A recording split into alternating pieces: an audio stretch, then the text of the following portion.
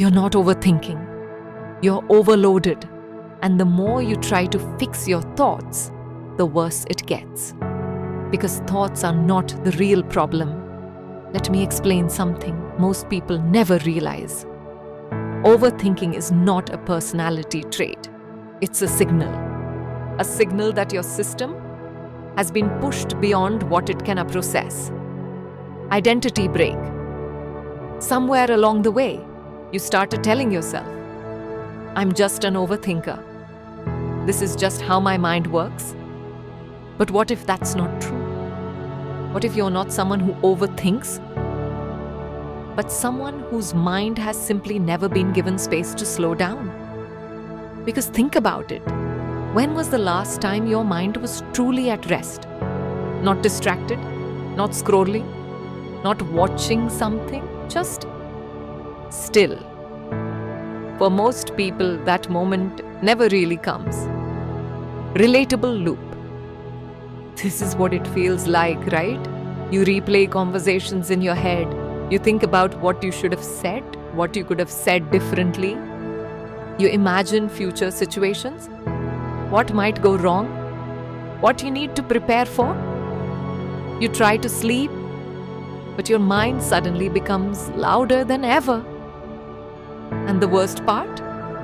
Even when nothing is actually wrong, you still don't feel at peace. And then you blame yourself. Why can't I just stop thinking? Why am I like this? Pattern interrupt. Here's the truth. You don't think too much, you've just never stopped receiving input. The real cause, system overload. From the moment you wake up, your mind starts consuming messages, notifications, conversations, work, social media, information, and it doesn't stop. Even when you relax, you're still consuming, scrolling, watching, listening. Your mind is constantly taking things in. But here's the problem. It's not getting time to process any of it. Imagine opening 30 tabs on your laptop and never closing any. At first, everything works fine, but slowly, the system starts slowing down, glitching, overheating. That's exactly what's happening in your mind. You're not overthinking because something is wrong with you. You're overthinking because your system is trying to catch up, trying to process everything it never got time to understand, feel, or release. Why it gets worse? When you try to rest. And this is why the moment you finally sit down to rest, your thoughts get louder, not quieter. Because now there's no distraction, no noise to cover it up.